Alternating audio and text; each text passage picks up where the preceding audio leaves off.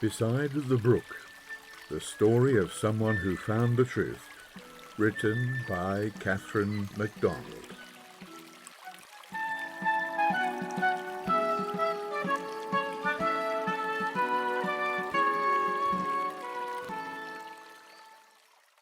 Chapter 18. My son is yet alive. Mrs. Broom's shopping took longer than she expected. An hour passed before she had half finished, and meanwhile Teddy, having enjoyed a doze, was wide awake, watching the procession of fluffy clouds passing the window, his heart full of peace and joy. Though weak in body, he was strong in spirit. The feeling of humiliation over his dependence on the goodness of friends had given place to assurance that in coming to them he had done right. One must believe in the sincerity of those who enjoy doing good, mused the old man. I should enjoy that myself, and there is one way whereby I can do them good. I can seek in prayer the Lord's blessing on them. Quick footsteps came up the path. A knock sounded on the door, followed by a pause. It was no use for Teddy to call out, for his voice would not be heard downstairs, so he waited. Another knock was delivered, and the footsteps were heard going to the back door, which stood open. That canna be the baker, thought he. He wouldn't have come to the front door first. So he rapped on the floor with a stick that had been given him for the purpose, and mustering all his strength called out, "Come in." The visitor did so. Opening the inner door leading to the stairs, listened again. "Who's there?" called Teddy. There was no answer, for the stranger could find no voice. Striding through the passage, he stumbled up the stairs and instinctively moved towards the porch room. "Dad! Dad!" he cried, rushing to the startled figure half raised in the bed. "Thank God, I've found you at last." And then he began to weep. Teddy, dazed into speechlessness, closed his eyes. Was this some dream connected with his illness? The room seemed to fade out, but this firm grasp was something real. He opened his eyes again. "John." "Yes, it's John, my own bairn, come back to me." And then he too broke down and wept. Some time later Mrs. Broom returned, and was surprised to hear voices from the bedroom. That was not the doctor, so she stole upstairs. Her amazement was excusable when she saw who the visitor was. Framed in the doorway, she looked questioningly at the two men. Teddy noticed her first. "My own boy John has come back to me at last," he said, holding his son by the arm. "The Lord has indeed been gracious to me. John, meet one who is an angel of goodness to your old father."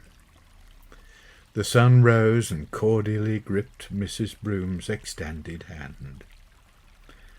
"I cannot thank you enough," he said, "but perhaps I can prove my gratitude in a substantial way. Had it not been for your loving kindness, my dear Dad might have died before I found him. Strangers have been kinder to him than his own son. But if it please God, I shall do my utmost henceforth to act the part of Samaritan to anyone who needs my help. Thank you from the bottom of my heart for what you have done." Mrs. Broom recovered from her surprise in time to reply when he had finished. "It's a joy to look after him. I feel that your father has brought a blessing with him to our home, so that the gratitude is mutual. You will understand later what I mean. Meanwhile, We must celebrate this wonderful day in a wonderful manner." And she hurried downstairs to see what special delicacies her larder offered. What a joyous party assembled in the small bedroom that afternoon, for Teddy insisted that everybody should partake of his joy.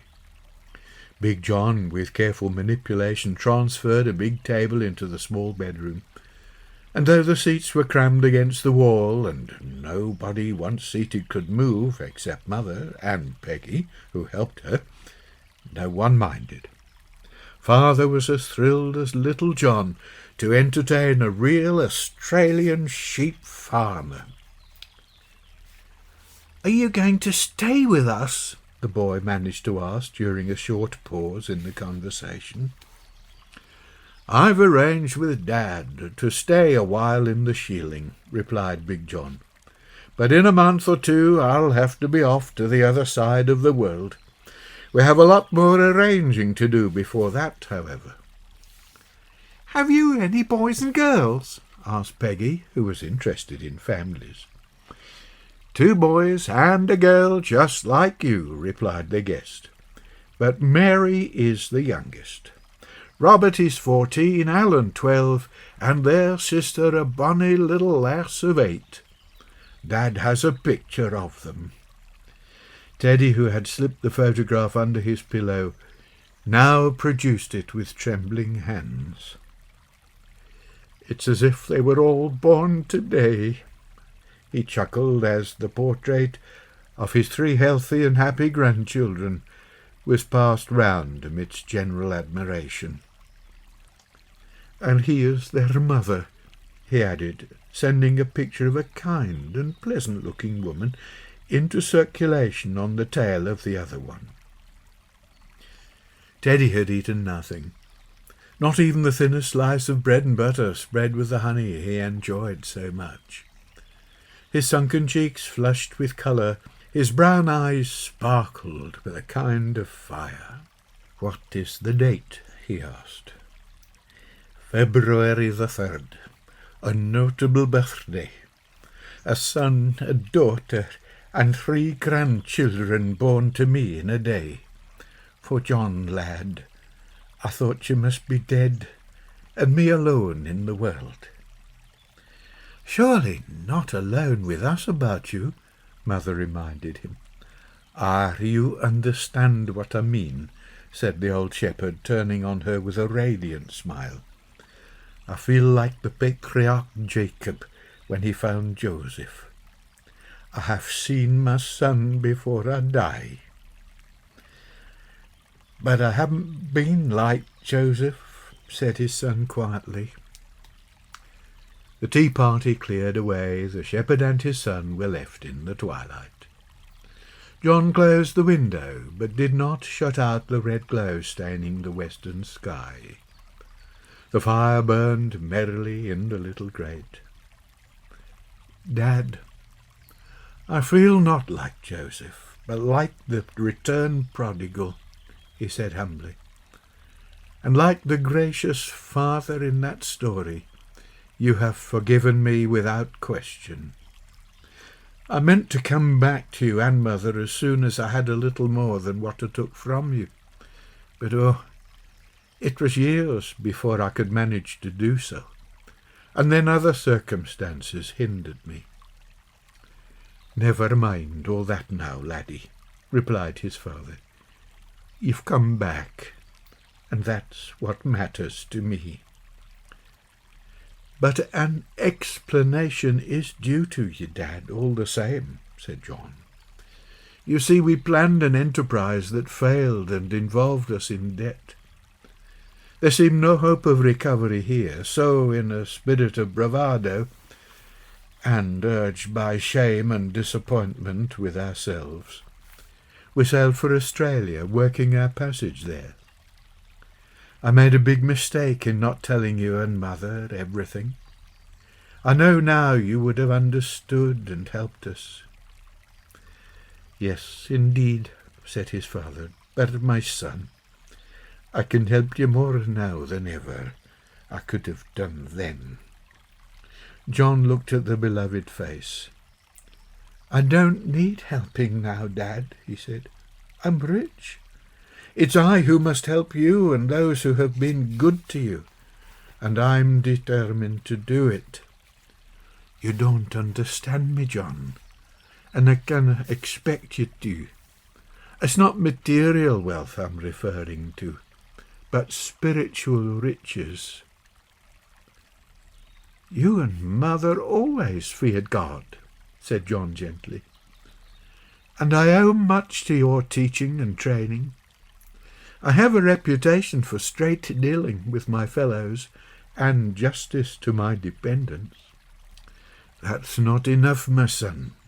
True, the world considers it to be enough, but duty to God comes before duty to one's neighbour. I have tried to live rightly in the sight of my Maker all my life, but only during the last 2 years have I discovered his truth and his purpose with the earth." John grew anxious over the vehemence with which his father spoke, and wondered if the excitement of the day had unduly disturbed his mind. The old shepherd noticed this and reassured him. "John," he said, "there's nothing wrong with my mind, though the weakness of age and failing health have seized my old frame. John, I was baptized last autumn." "What do you mean?" asked his son. The old man outlined his faith while John listened with bowed head. "That is what I meant, lad, when I said that maybe I could help you more now than long ago, when you set out into the world. If I can help you to find the truth and enter into the same state of spiritual blessedness that I am privileged to enjoy, then that will exceed all the riches that this earth can now afford." "How did you find the truth, Dad?" "I've always prayed for guidance," replied the old man, "and the Lord must have seen me groping in the darkness of ignorance. He knows the heart that is disposed to understand his way, and gave me help. I found a booklet at the market once, a guide to the systematic study of the Scriptures, and reading the Word daily and consistently. I found wisdom such as the churches do not teach." "Yes, Dad, go on," said John as his father paused. "I could not have discovered the truth myself from the Bible, for I am no student, and its doctrine seemed at variance with the religious teaching of today. Then I fell in with a young forester, Kenneth Summers, a babe in years compared with me, but out of the mouth of babes and sucklings he hath perfected praise. And through the help of this one, the whole vista of Bible truth has been opened to me, John. I could wish for no greater riches or blessing to come to you than that you should understand the truth such as do the brethren of Christ. My son, are you interested in this?" "Dad," said John, laying his hand firmly on his father's, "indeed I am, for your sake, and for the sake of my family and myself. I promise you I will seek the truth which you have found, and which I can see brightens you in your age." "John, your promise gives me greater joy than your return," said his father, smiling. "My days with you now will be short. I feel it in my frame. But if you find the truth and embrace it, our days will be long in the land that our Lord our God will give us, for we shall put our lives in the way of eternal blessedness on earth.